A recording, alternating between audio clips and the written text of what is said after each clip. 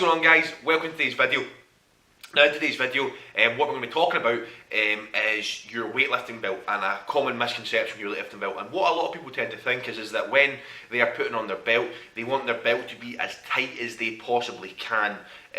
Almost to the point where, and I have made this mistake in the past many times, where they are literally fighting and forcing so hard to get the belt on, and they've got one of their mates pulling on the belt to get them in, and they just and the belt's so tight around them. And what's happening is that they're using the belt to kind of brace them instead of bracing against the belt. And although it still would probably add more poundage than if you weren't to wear a belt at all, it's an inefficient way to wear your belt. The best advice I could give you is the tightest belt position you can get in, so the tightest hole you can get in, I would go one looser than that.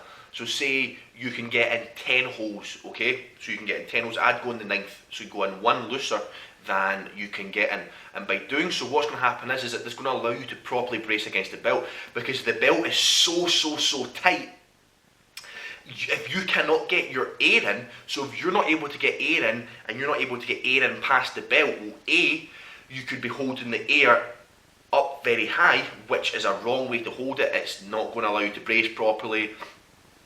And ultimately you're just not bracing correctly, which is not going to maximise your efficiency in the movements, and it can also very likely make you lightheaded and bust a lot of blood vessels, things like that. If your belt is so tight you can not get your air brace against the belt, then you're really not using the belt to all of its abilities. What you need to understand is that you shouldn't be getting caught in your belt, you shouldn't be getting stuck in your belt. It's simply a wrong way to wear your belt, and you shouldn't be using the belt to brace you. You should be using you to brace against the belt. Go in one notch looser than you're able to get in. Focus on drawing your air in. As you draw your air in, draw your air down. So when you're breathing, your stomach should be expanding, not your chest and not your shoulders. Your chest and shoulders should be staying the way they are.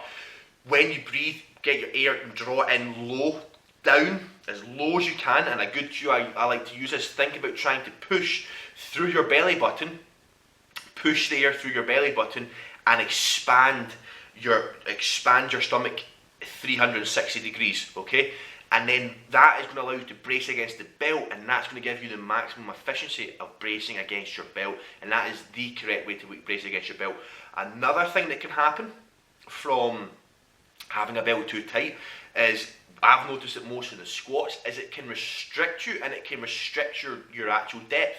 So I've definitely found whenever I have a belt and I wear it too tight, I'm always restricted to about an inch or 2 inch higher, just because it's so tight, it's so uncomfortable. If you're someone like me who does kind of only hit kind of an inch below parallel, then that can really kind of almost restrict the movement, whereas when I then go that proper belt position one notch looser than what I'm able to get into, I'm able to brace properly, I'm always able to hit much more depth, and I'm always much more solid, because ultimately what is the proper way to brace is having your air in, using the Valsalva technique properly, and bracing against the belt, and that's going to be the best possible way and the most efficient way to use your belt. So if this is you, what I'm going to say is, when going from that ultra tight belt position to just a tight belt position, it's still tight, but you're able to brace efficiently and properly against the belt, it's going to feel weird, it's going to feel different, it's going to feel alien, it might even feel a little bit weaker.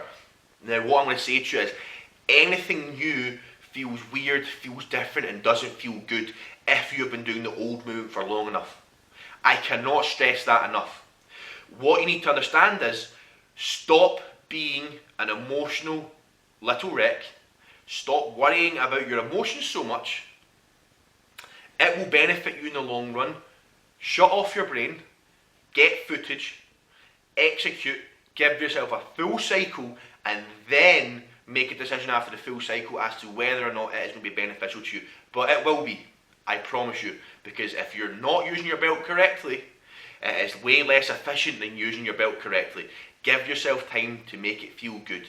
It's like anything. If you drive a car on the right hand side and you move to America and you start driving the left, it's going to feel weird and it's going to feel different.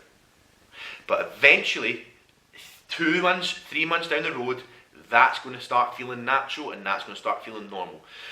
So if you found today's video informative, guys, please like, comment and subscribe, and I'll speak to all of you guys next time.